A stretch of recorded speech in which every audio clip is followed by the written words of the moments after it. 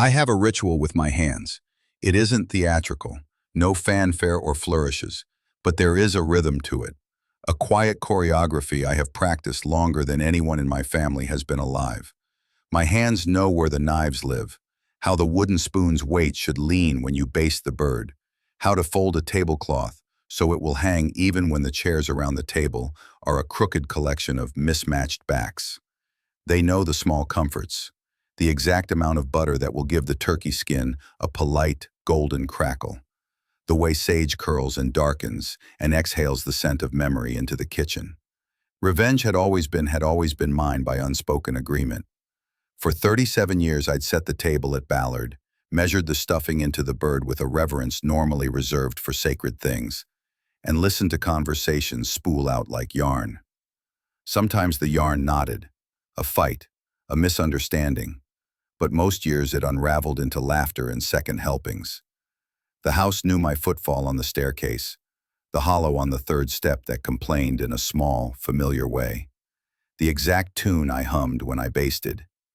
It was a house that had absorbed decades of small rituals and had the polite patience to return them. Isolation.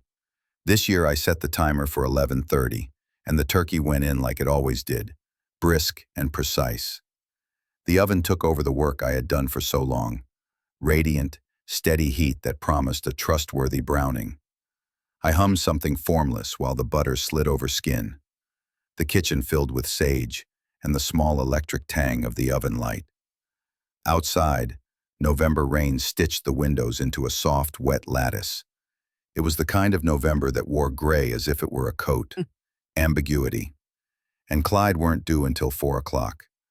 That gave me 3 hours to finish the sides, check wine, and place the Pilgrim salt cellar exactly where my wife had liked it, to the left of the center plate, a small, sinuous habit carried like a talisman. The family would arrive in the usual scattershot way. My daughter with a casserole, one of the grandchildren with a drawing that would be folded and kept in a drawer, friends who sometimes lost track of how many courses we had. The day promised the ordinary ache and comfort of family. At 2:30, the doorbell rang. Little showy. She leaned in, kissed my cheek like she was planting a flag, then stepped in as if she had stepped into her own house. "Surprise," she said, and the word had the practiced cadence of a line. Clyde hovered behind her with a bottle of wine like a prop. "We came early to help," he announced, the kind of casual phrase people use when they mean to assert a right. Their arrival was early enough that the timing felt deliberate. "You didn't have to do that," I said. It is one of those lies people tell each other to keep the peace. I reached for their coats. "Oh, we'll keep them," Elma said, and her eyes found mine for a half-second that felt loaded the way a held note is loaded in music. Her hands fluttered toward the hallway, as if she had always been a guest who did not put down her burdens. I made the tea in the usual china, my hands steady, and offered it to her as if nothing had shifted. Elma carried on in conversation, the way a well-trained actress carries on in a scene. Animated, overly interested in trivialities she had never noticed before. She asked about the cranberries the way a woman who had rarely used a spoon might ask about ingredients. She handled the wooden spoon twice and put it down twice, an almost comical mimicry of me that tightened my chest in a way I had not expected. "Is the oven at 350 or 375? She asked, hovering near the stove like a gust of wind. 350, I said, and the stuffing's inside. Not that risky? Bacteria and all that? She laughed in a way that was meant to sound nervous, like she was making a joke about a subject she did not understand. I'd been cooking this meal for more years than she had been alive. She was speaking to me as though I were a performer and she the critic. An old habit of hers, a habit that had never been addressed and now seemed deliberate. My eyes traced the line of her smile and found the small, rehearsed movements. Her fingers brushed the salt shaker with a catechistic curiosity. I let her have the stage, kept my voice small and even. Clyde excused himself to use the restroom. He headed upstairs. No one would have thought this odd. The drive from Queen Anne can make a bladder restless. They were family. They were welcome. Yet the house sounded wrong.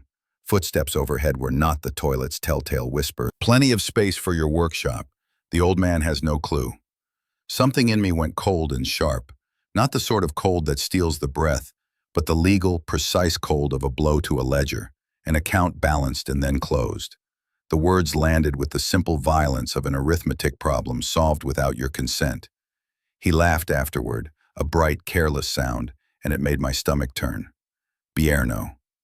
I could have confronted them. I could have walked upstairs, laid down the law, told my daughter to look at the people she trusted and at the people she loved and choose. The scene plays well in heady moments, the righteous father, the spotlight, the confession. But there's a different kind of reaction, more patient, that suits certain kinds of betrayals. I straightened the oven mitts against the rail and kept my hands full of butter and sage. I smiled. Silenced. "Mind the timer," I said, in the domestic, gentle voice I'd used my whole life. Her smiles faltered only for the fraction of a second that betrays a hidden motion. They glanced at each other, and I saw the quick relay across their faces that married expectation and greed like an arranged duet. They stayed for a while, the sort of visit that crawls forward like a spider, taking the measure of things. They measured the windows with eyes, walked down the hallway as though rehearsing a takeover. They asked about the basement with the tone people use when they are already renovating in their minds. Elma walked through rooms, touching surfaces with the delicacy of someone practicing possession. Confines. At dinner, the table held the usual clutter of mirror memories. The gravy boat my wife had favored, a stack of napkins stitched by a friend, the Pilgrim pepper mill that never missed a beat.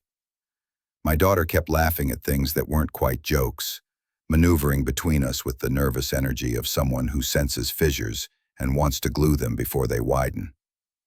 Conversation churned. Clyde made benign jokes about downsizing that landed like small stones. He spoke of care options as if they were a menu he could afford. Elma nodded and smiled, and each nod was a small purchase in their private ledger. Mitchell, for all that undercurrent of ice, tasted like it always did. The turkey was tender.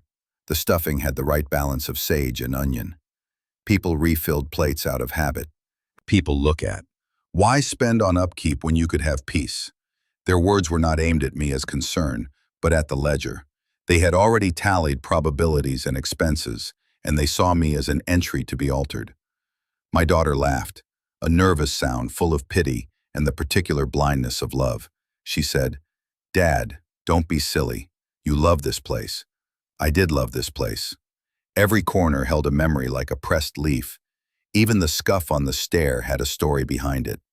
The idea of giving it up repelled me in a small chemical way. Yet it wasn't the house that clenched me.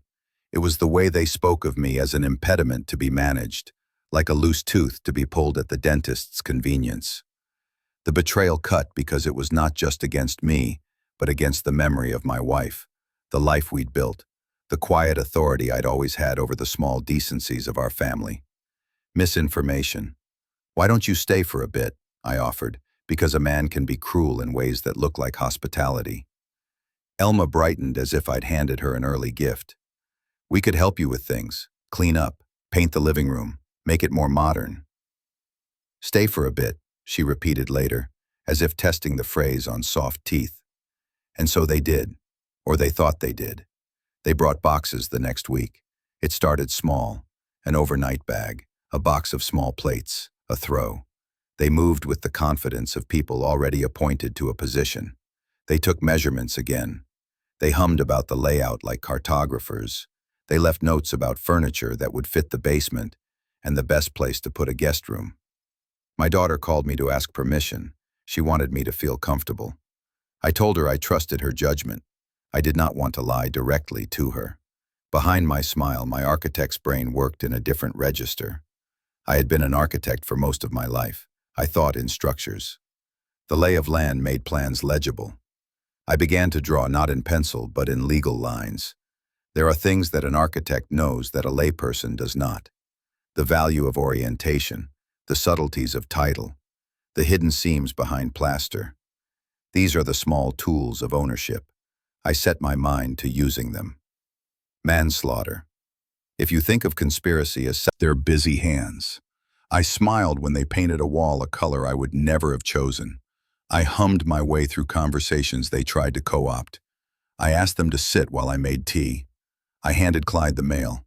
I answered questions about the thermostat. Their plans loud enough that any neighborhood gossip could hear. Clyde called his sister and described in florid detail the kind of life they would have when they moved into my house. Elma messaged my daughter pictures of cozy corners she'd found online, tagging her with hearts. I saved each text, each message, indexing them like a patient librarian. They gave me the record I needed. Crimson. When the first big box arrived, labeled in Elma's looping script with words like kitchen, hers, I slid it into the pantry as if it were a small, inconsequential thing. I read the note that came with it. We just want to help. You deserve peace. What I deserved in that 1,000-yard stare when the words landed was not peace. I deserved the dignity of a choice that was mine, not one purchased by the presumption of others. I deserved the right to decide whether I would ever call a nursing home my address. So I made plans, the kind that are quiet and unglamorous. I rearranged legal designations on a rainy Tuesday. I told my agent I was open to offers, but only to the right offer, the one that would let me live how I wanted. It is a trick of language that to sell something sounds like betrayal, but sale is only a transfer of promises. I wanted to exchange the house for a kind of quiet that could not be pierced by murmured plans. I wanted to secure a place where plans would be my own. They noticed nothing. They continued their small dances of ownership. They paced through rooms with measuring tape. They rehearsed which couch would go into which corner. They laughed about the little old man who would be safe in an assisted wing.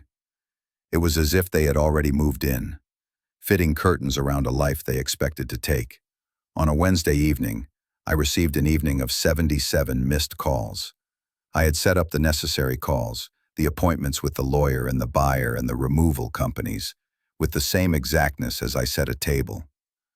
A house, when exchanged for money and a future, requires more paperwork than a person expects. Brittle thing, as if someone had poured sugar over a hot pie and expected it to hold its shape. I sold it, I said, because there are some sentences whose power lies in their simplicity. I sold the house. Silenced, they swayed as if struck by wind. I handed them an envelope with a sober, utilitarian finality.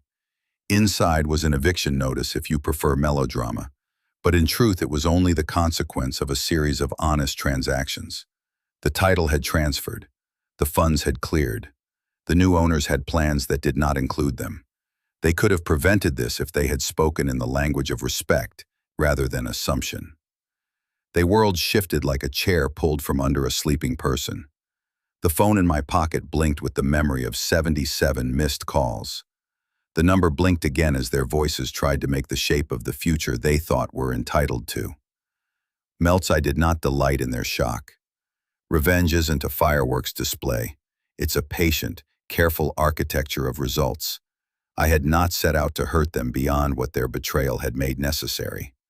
I had set out to preserve something for myself and to repair, in a small way, the disrespect that had been handed to me like cold gravy. My revenge was not dramatic. It was inevitable, cold and precise, like a building designed to outlast weather. I poured a cup of coffee. From my balcony, I watched the demolition plans being unrolled, the trucks like small, obedient beasts. The rain had started again, polite and steady. I felt, for the first time in a long time, the rightness of the way the tiles fitted together. My hands, which had been busy with spoons and butter, were empty. I hummed again, something familiar, and it sounded different, not because the melody had changed, but because the room that held it had shifted. The house would be gone soon. My life would become a different kind of map. Somewhere in the back of my mind, an image of my wife smiled at me, and I returned the smile as if to say that the architecture of memory was intact. The rest would be dealt with in the legal, tidy margins where paper does the work of blunt edges. There would be consequences, of course. My daughter would call. There would be a conversation that would make or break some part of our relationship. People would say I had been petty or cruel. Remained, but something else had changed. A room of plans had been reclaimed. I had not been violent. I had not shouted. I had not required the melodrama of confrontation.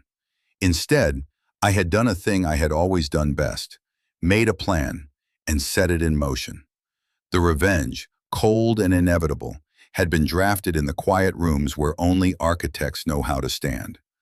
I dried my hands, tucked the towel into my apron, and walked to the window. There, the rain wrote its dull, patient script. I hummed, steady as the oven light, and let the sound carry itself across the house that would not, for long, be theirs. They say anger is a heat you can see, a red wash that blurs the edges of judgment. What I felt after Thanksgiving was not that. It was a steady, cool flame that burned with a patient logic, the sort of thing that builds a kiln, not a bonfire. I understood, with the precise clarity of someone who had drawn cities on paper for 60 years, that anger without direction is only noise. Directed, though, it becomes structure. The house settled into a different rhythm after that first confrontation. Elma and Clyde treated the place like a rehearsal space.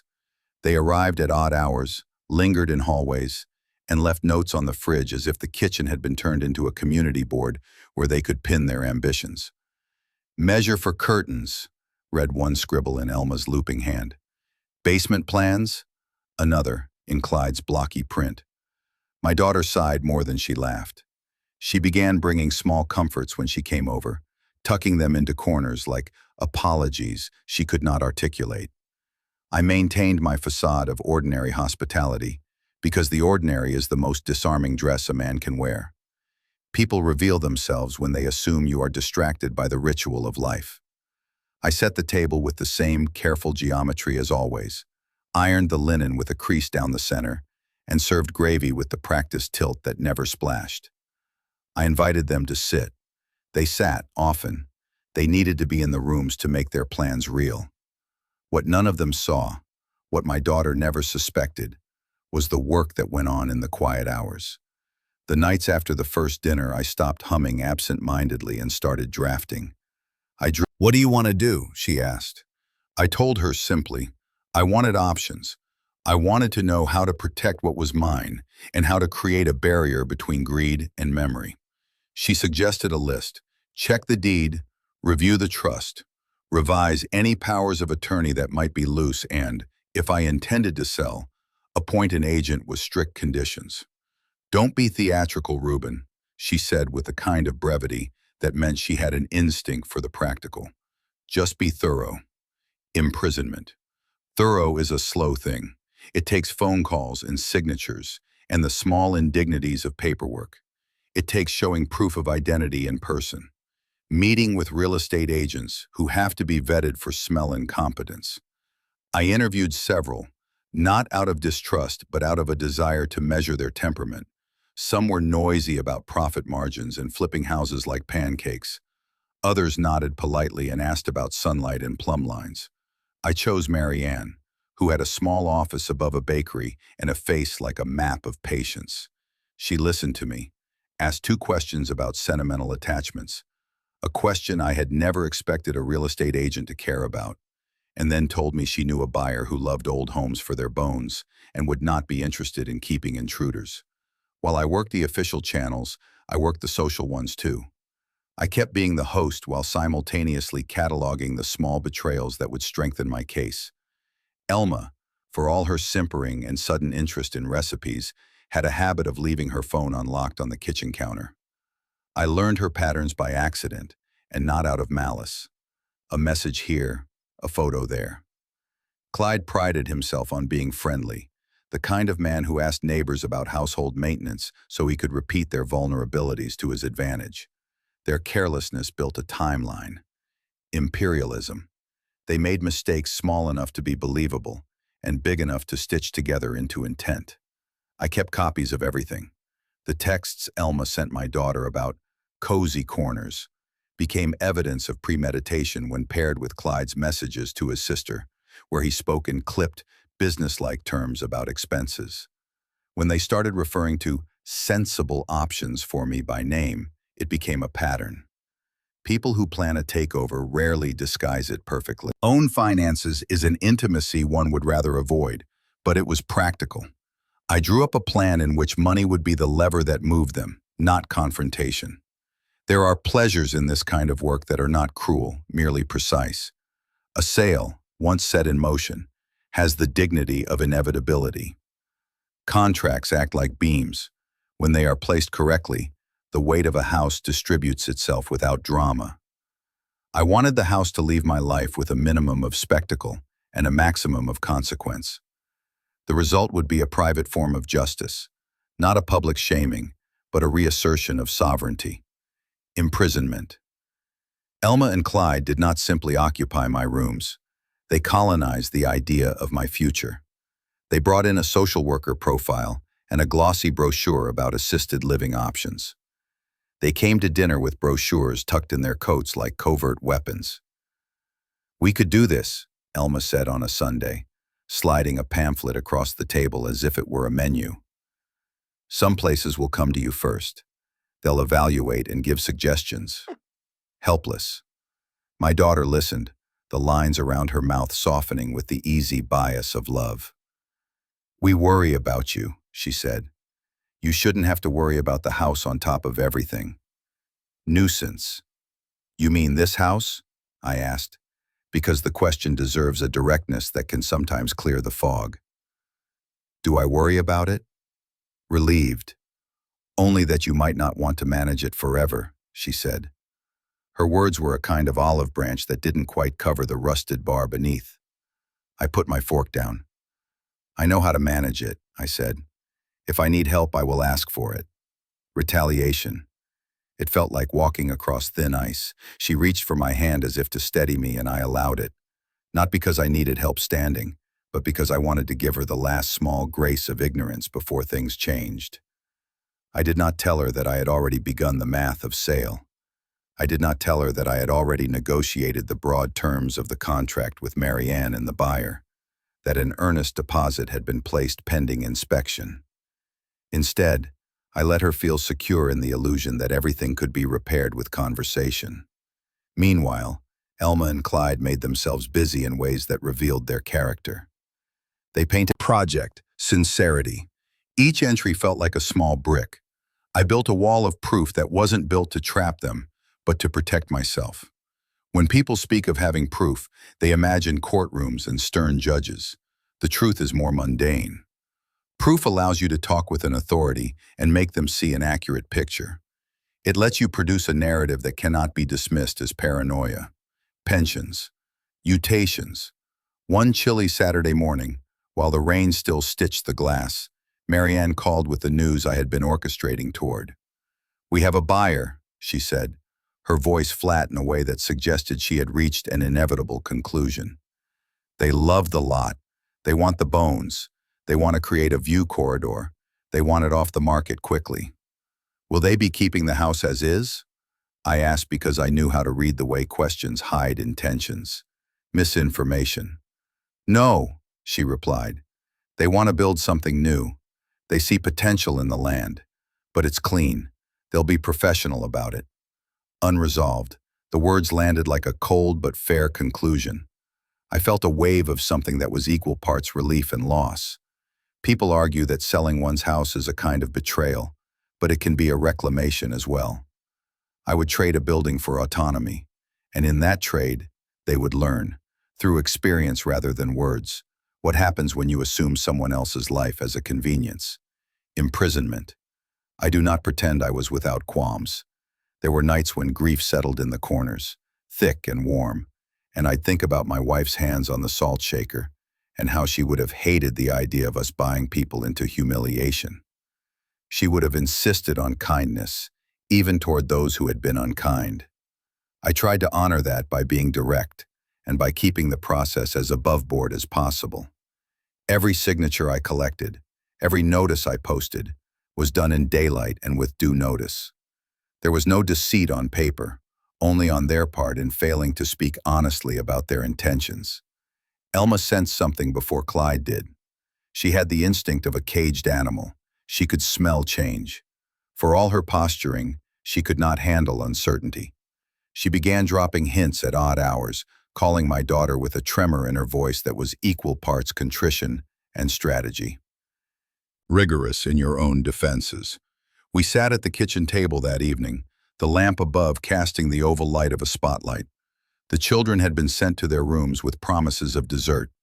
My daughter hovered between us, an interpreter trying to translate the dialect of suspicion into the idiom of compromise. "We're worried about you," Clyde began, using the language of a man who has practiced pity to disarm. "We only want to help. We have options. We can make things easier." "You keep saying we," I said. "Who is this we?" He hesitated, the momentary stutter of someone asked to define his intentions.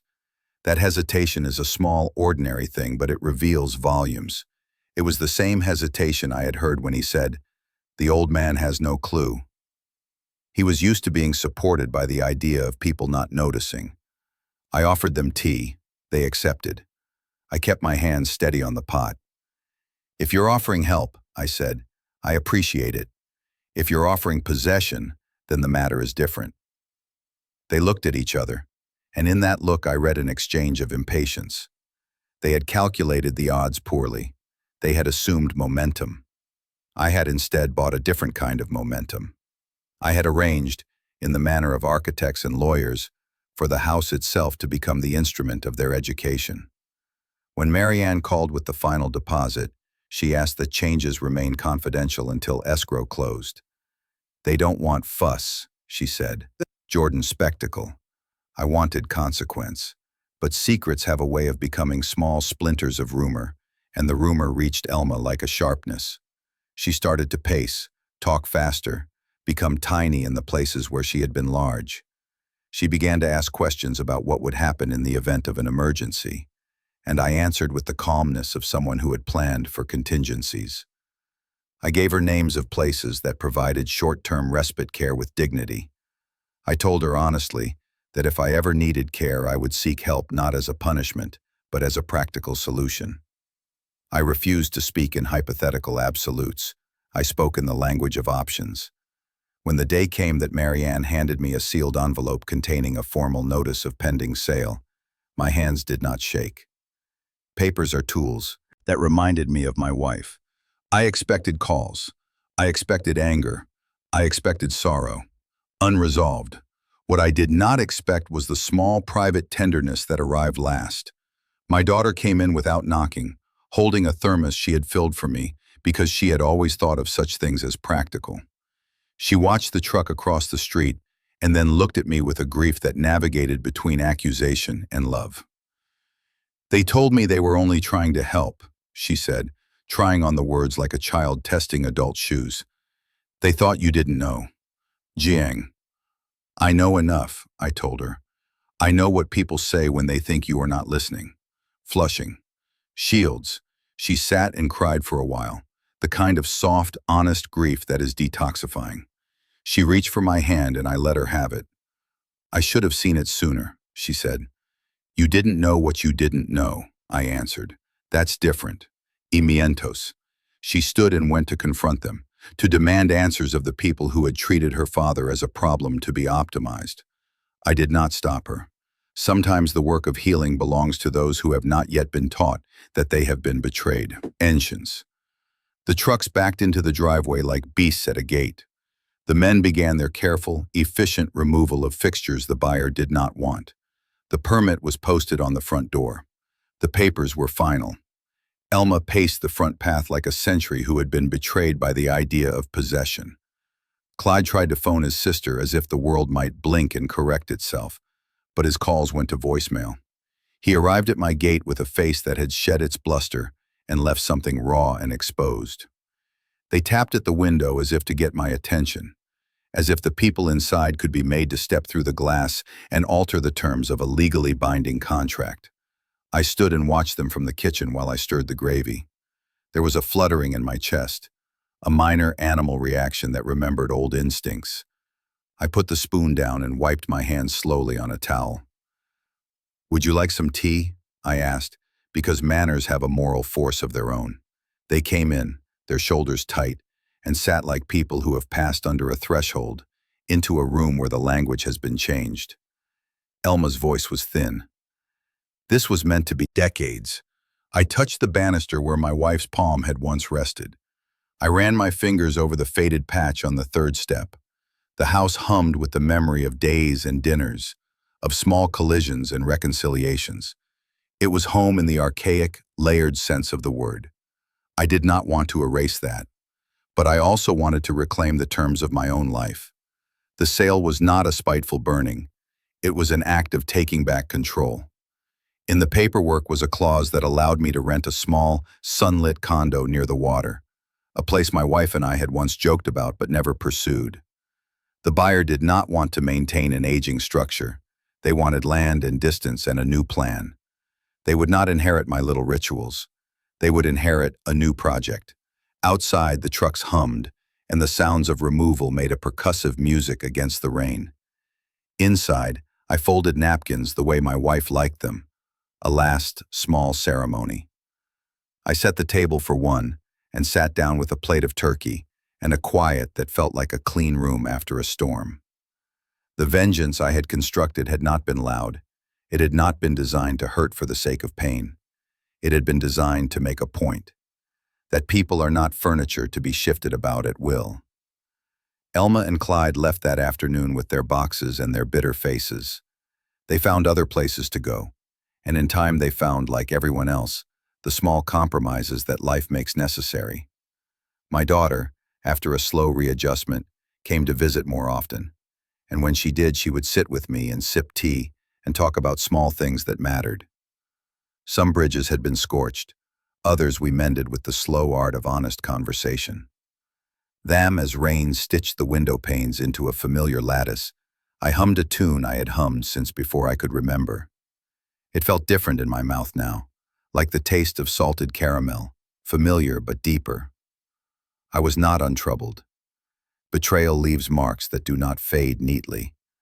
But I had preserved a measure of dignity and had taught, by consequence rather than sermon, that entitlement has a cost. Immigration, I realized, had been not the one at which people sat and smiled, but the one that ended with the quiet restoration of agency. The test had been passed in a... There is a peculiar stillness that comes just before the world rearranges itself. It is not the loud hush of drama, but a measured pause, like the breath before a diver leaves the board. On the morning they were to learn the truth, the light over Ballard was flat and honest, the rain having stopped overnight so the streets shone like glass. I woke early and made coffee the way I always had, because some rituals deserve fidelity, even when everything else is in motion. The sale had been clean and legal. No tricks, no hidden clauses that bend the law like a paperclip. If there is one satisfaction I have learned to appreciate, it is the justice of straightforwardness. It is the sort of thing that owns its consequences. Marianne had handled the buyer with the skill of someone who knows how to shepherd a thing from one set of hands to another without melodrama. The buyer liked the lot and the bones and intended to replace the structure with something modern, something that would look good in architecture magazines. That was not my concern. I was not sentimental about facades. I was sentimental about the space where memories lived and about the right to choose whether someone else could treat me as a movable thing. I dressed in the comfortable certainty of an old man. Marian, there is dread, and they strecting without the road of her inference for a lot. I dressed in the comfort of every legistate this side. The registate of lot is a love with a justice of the options of the truth worst. This must challenges that would not good inducted. Among 2 years, they were through only. I dressed in the comfort by the lot as the world related. This where the lot was just to set around the lot and technically as their countries. Their countries that was actually livin' stuff. I plays the registate and something like that, insteadable certainty of an old man who knew the exact fit of his cardigan. My hands moved as they always had, filling the kettle, buttering toast, setting a plate with a careful geometry. The house was quiet except for the small hum of a world that was not yet awake. I walked through rooms I had known for decades, letting my fingers pass over the banister, the scuff on the third step, the slight dip in the rug by the fireplace where a dog had once slept. I said hello to each mark as if to an old friend. Then I went out to the garden and stood for a moment with my hands in my pockets, listening to the distant clank of trucks and the shuffle of feet that would arrive in a few hours. They arrived early, as if timing could repair a presumption. Elma and Clyde had spent the night in a hotel across town. They told people it was for convenience. They also told people it was because they wanted to help first thing in the... I said, "Would you like some tea?" They hesitated, like animals deciding whether to approach a trough guarded by a stranger. "We thought we could," Elma began, but the rest of the sentence collapsed under the sound of engines and men moving. One of the workers carried a stack of permit notices and posted one on the front door like a proclamation. "Permitted demolition, scheduled." Below it, the city seal confirmed it. The men had worked efficiently around the edges. The paperwork had been printed days before and left safely in Marianne's hand until escrow closed. It is one of those slow acts of inevitability, the legal equivalent of a tide. Crimson mouth opened and closed like a fish. He took a step toward the truck as if he could place himself between the house and its new destiny. "What is this?" he demanded, and his voice carried all the indignation he had been saving up. "I sold it," I said. The sentence is plain, like a check signed and handed over. The sale closed, the permits are in order. Obierno laughed, a brittle sound that might have been a plea. "You can't do this," she said. "You said..." "I said you could stay for a bit," I replied. "I did not say you could move in as owners." Misinformation. She looked at me as if a light had been switch-flipped, and now the room was too bright. "This is wrong," she said. "This is cruel." "It's lawful," I replied, "and it's honest." Liberation rang in the air like a chime. The workers had paused to see what would happen, manlike in their curiosity. My daughter emerged from the house then, her face ashen and rain-shadowed by worry. She moved faster than I expected, like someone in whom a maternal instinct propels more speed than reason. She stood with me on the porch, arms crossed, and looked at the posted permit as if the paper might rewrite itself to include a clause that favored the presumptuous. "Why didn't you tell me?" she asked. Her voice wavered between accusation and hurt. "Because you did not ask," I said. The answer was small and true. She turned toward Elma and Clyde, grief and anger unspooling across her features. "You told me you'd only be here to help," she said. "I trusted you." Athrum opened her mouth. Problem. Relieved. There is a curious thing about humiliation. It doesn't arrive as a singular emotion, but as a chorus, a layering. First, there was the practical humiliation of discovering that your plans have been superseded by legal forms. Then there was the moral humiliation of understanding that your presumption had been measured and found wanting. And finally, there was the social humiliation, the way the neighbors would see the trucks and whisper and create a story to be repeated at gardens and barbecues. For Clyde and Elma, it arrived in all registers at once. They tried to argue. They tried to plead. They attempted the old tactic of casting themselves as benevolent caretakers worried for my well-being. But it had been their language of entitlement that had set this chain of events in motion for me. I had watched them practice pity like a rehearsal piece, and I had cataloged their every slide toward possession. I had assembled a quiet counterweight of facts and signatures, a letter here, a deposit there, and when the weight of that ledger fell, it did so without theatrics, but with all the force of iron. Emma turned to me, and for the first time I saw the bare human shape under the posture. "We were only trying to make sure you were looked after," she said. There was an honest edge to the claim now, not purely a costume of convenience. "I appreciate that you worry," I said. "I also appreciate being able to choose. If I need help, I will ask." Where will you go?" Clyde demanded, as if the question itself might force me to fit into the box they had prepared. "I have a place," I said. "A small condo near the water." I could see the surprise in their faces, an astonishment that for a moment made them look like other people's children. "It is where my wife and I once imagined we might spend our last years. I bought it quietly when I decided I preferred my choices to be mine." The admission landed with a strange brevity. In their calculation, they had never even imagined that I might have an alternative. They had set up the planet with themselves as its center. I had quietly moved to another galaxy without announcing a departure. "You sold the house?" my daughter asked. Her voice was fragile now, an edge of betrayal that I understood. "You should have talked to me." I did not want an argument, I said. I wanted an outcome.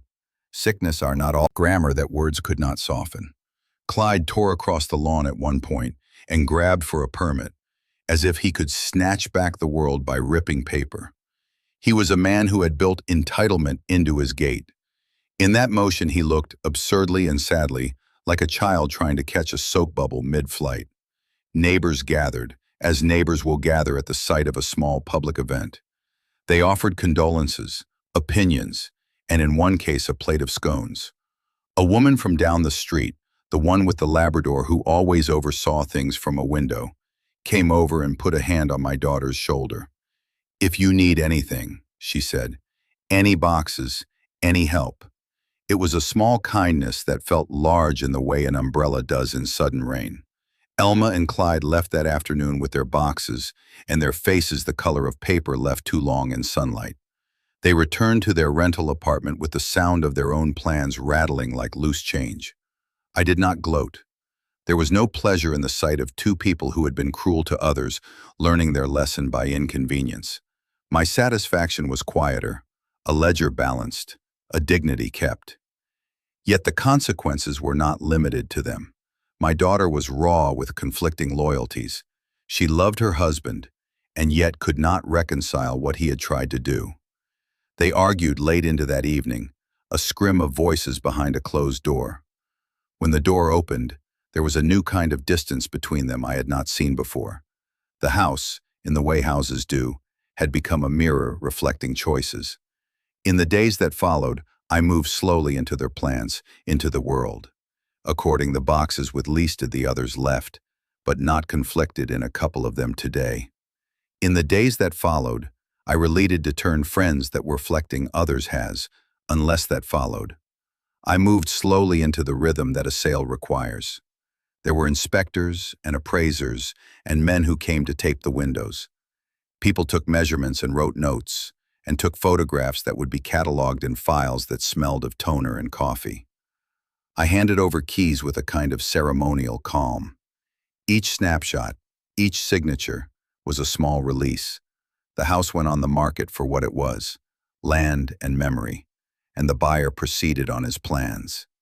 He paid in earnest, he moved with the steady competence of developers, and he did not make drama of removed mantles or surrendered roots. Another without intending to be monsters. We talked about my wife, of course, and the little habits she had left like footprints in mud. When the clocks chimed midnight, I took the old keys and tucked them into my pocket. I walked the rooms once more, saying goodbye like someone who would not be allowed to stay. The morning I left, there was a great tenderness to the light. The moving truck was packed, the boxes labeled in my neat, steady hand. Marianne had arranged for a crew to take smaller, sentimental items to my new place. She had insisted on making sure the things that mattered to me would not be lost in the shuffle. The buyer's crew arrived with measured steps and a project plan. They had a vision for something that would be modern and clean. I could not fault them for that. Houses are made of plans as much as they are of bricks. Slim Anna and Clyde called, perhaps to protest, perhaps to beg, perhaps to attempt a last-minute reconciliation that would have been awkward and unmeaningful. 77 missed calls blinked on my phone from before, a backlog of attempts to reach me. I listened to a voicemail where Clyde's voice had the whine of someone who had never expected to be denied. I listened to Elma's apology, tentative and clipped. I did not return their calls. There are some bridges that must be left to cool before someone tries to cross them again. My daughter drove me to the condo, and the car hummed with the kinds of small talk that follow up after a funeral or a divorce. Practical, a bit flustered, honest in its awkwardness. She parked and helped me carry boxes up the stairs. The condo was small and sunlit, with a balcony that looked out over water like a framed painting. It was not the house I had left, but it had spaces that felt like quiet chambers where memories could still be honored. I thought of my wife, imagining how she would have liked the view. I felt a small, domestic throb of relief. After the movers left, I stood on the balcony with a cup of tea and listened to the lapping water below. The sound was clean. For the first time in months, perhaps years, the world felt like something I had chosen, rather than something that had been chosen for me. The phone in my pocket vibrated with messages from neighbors and friends, offering congratulations and condolences in one odd bundle.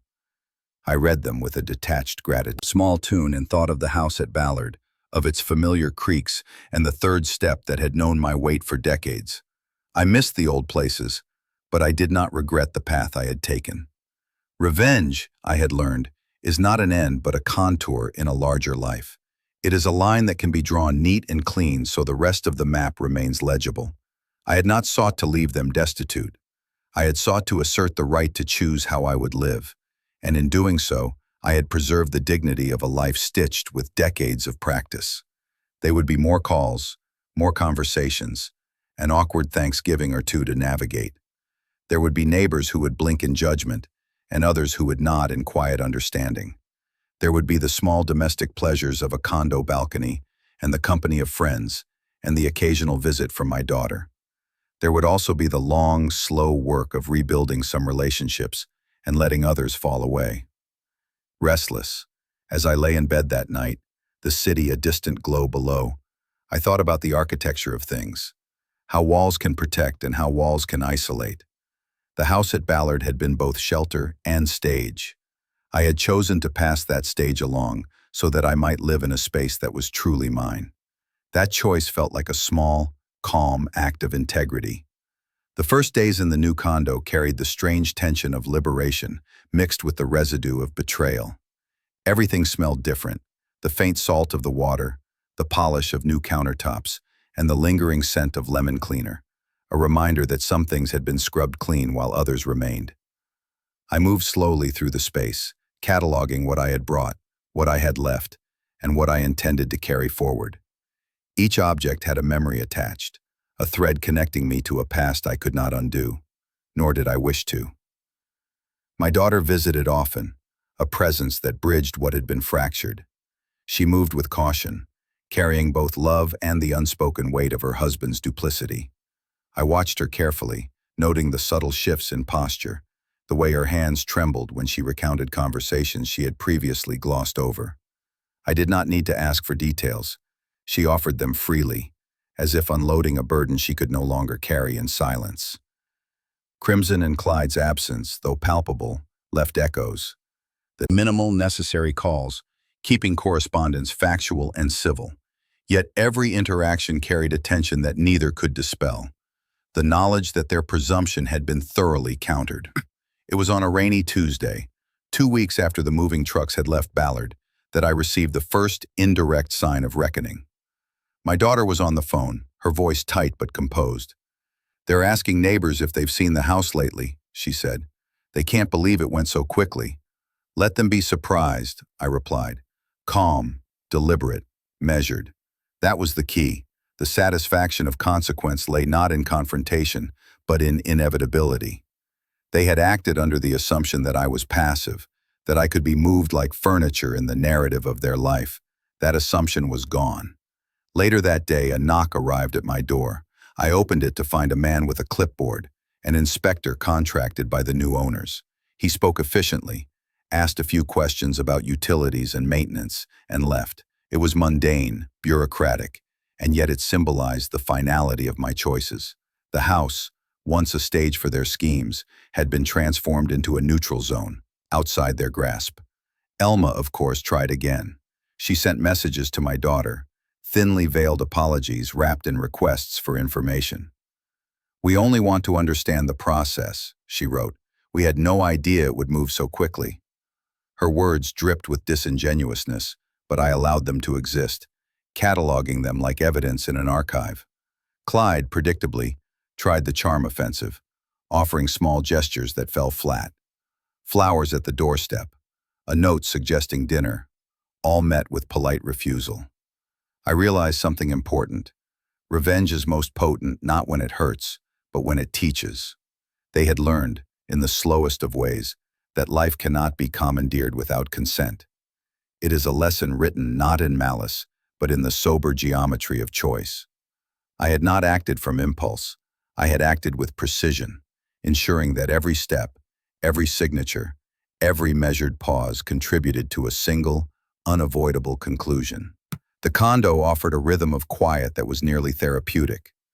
Mornings by the balcony, coffee in hand, I could see the water and the sky. Each shift of tide and light, a meditation on control. Assumed incorrectly, I said. The edge of satisfaction was there, tempered by the quiet grace of truth. Patience is not weakness, it is preparation. We spent hours cataloging the images, laughing quietly at the faces frozen in time, the little details that only memory preserves. For the first time in weeks, the presence of the past was comfortable, not heavy. That we turned into months, the lesson solidified. Elma and Clyde had been forced to recognize the limits of their entitlement. My daughter had been shown, in living practice, the value of vigilance and discernment. I, in turn, had learned that justice can be subtle, patient, and unshakable.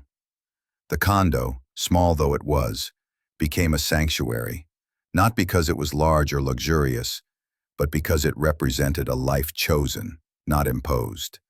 One evening, I looked at the phone and saw another missed call from an unknown number. I did not answer. It was a minor thrill, a tiny echo of the old drama. Outside, the city hummed quietly. Inside, the apartment smelled faintly of lemon and coffee, the curtains framing the water like a painting. I hummed softly, a familiar, formless tune that carried with it a measure of contentment. In the end, the house in Ballard had served its purpose. A stage, a test, a teacher. My revenge had been quiet, efficient, inevitable. A lesson in consequence delivered without spectacle. It was a measured reminder that assumptions of entitlement, no matter how confident, can be dismantled by preparation, patience, and the simple act of choosing one's own life. I finished that evening with a small ritual, tea, a book, and the sound of water lapping against the dock. Outside, the world continued in its ordinary way. Inside, I felt the extraordinary calm of having reclaimed both agency and dignity. The story was no longer theirs to write. It was mine. Outside, the water whispered. Inside, a heater hummed. I hummed back, a short, contented note, and let the sound fold around me like a blanket. The world had shifted, yes, but I had shifted with it on my own terms. The surprise they had planned for me had become my surprise for them, a lesson in consequence, written in the plainest of inks.